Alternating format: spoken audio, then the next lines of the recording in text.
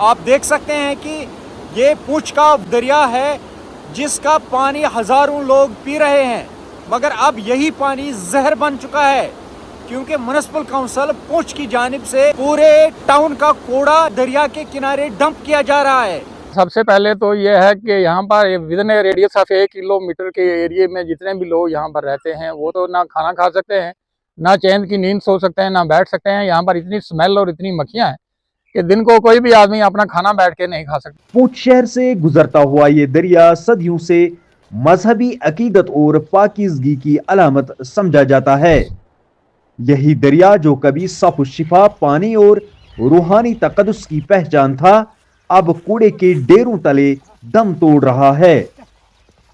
Municipal council पूंछ ने दरिया के किनारे ही कूड़ा फेंकने के लिए डंपिंग साइट कायम कर दी है, जिससे न सिर्फ माहौलियात तबाह हो रही है बल्कि हिंदू और सिख बरादरी के मजहबी जज्बात को भी शदीद ठेस पहुंच रही है। हिंदू और सिख बरादरी के मानने वाले अपने अजीजों की आखिरी रसूमात अदा करने के बाद अस्थियां इसी मुकद्दस दरिया के सुपर्द करते हैं। ये जो प्लस नदी है इसकी रिलीजियस सिग्निफिकेंस है, ये रिलीजियस पॉइंट है, इसको माना जाता है। हमारे सिख भाई भी मानते हैं और हिंदू भाई भी मानते हैं। और यहाँ पर मैं आपको बताता चलूँ कि हिंदुओं के और सिखों के लास्ट राइट्स यहाँ पर परफॉर्म किए जाते हैं और हमारे हिंदुओं के जितने भी त्यौहार हैं यहाँ पर मनाए जाते हैं।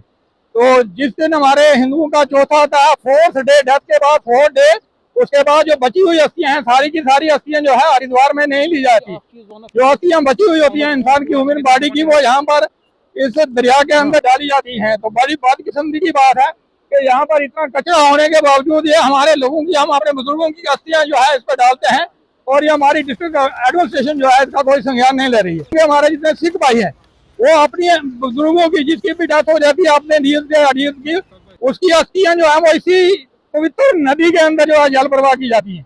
लेकिन आप देख रहे हो कि यहाँ पर इतना कचरा डाला जा रहा है, इसका कोई अंदाजा नहीं है, जिसके कारण जो है हमारा पानी भी पल्यूट हो रहा है। आगे जितने भी लोग रहते हैं वो यही पानी इस्तेमाल करते हैं। बदकिस्मती की बात है कि ये पोल्यूटेड पानी जो है वो हम लोग पीते हैं। और यहाँ पर 50 मीटर के दूरी पर एक बहुत बड़ी मस्जिद है और साथ में एक बहुत बड़ा मदरसा है, यहाँ पर हजारों बच्चे पढ़ते हैं। यहाँ पर इतनी स्मेल होती है और इतनी मक्खियाँ होती हैं कि वो खाना नहीं खा सकते। इस हवाले से हमने chief executive officer municipal council पूंछ से बात की, तो उन्होंने क्या कहा आइए देखते हैं।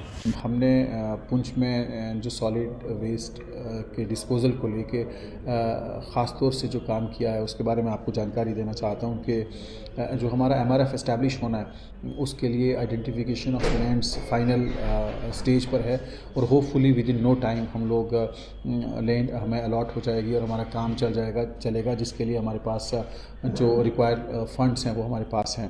वर्दी डिप्टी कमिश्नर साहब की हिदायत पर हमने IEC कैंपेन चला के पूरे 17 वार्ड्स में लोगों को हम अवेयर कर रहे हैं कि किस तरीके से सोर्स सेग्रीगेशन करने में हमारी मदद करें, गीला कूड़ा और सूखा कूड़ा जो है वो अलग अलग रखें। कि हमने ये भी फैसला किया है कि हफ्ते के 3 दिन हम लोगों के घरों से खाली गीला कूड़ा जो वेट वेस्ट है वो उठाएंगे और अगले 2 दिन हम लोग जो हैं वो उनका जो प्लास्टिक वेस्ट है वो लेंगे। कि हमने एक स्पेसिफिक अपना door to door collection vehicle भी रखा है जो मार्केट से गुजरता है, जिसमें खाली हम पोल्ट्री वेस्ट जो है वो कलेक्ट कर रहे हैं ताकि जो हमारा डंप साइट है उस पर लोड ना पड़े और एटलीस्ट वहाँ जो बदबू और उस तरह की चीज़ें वहाँ ना हो।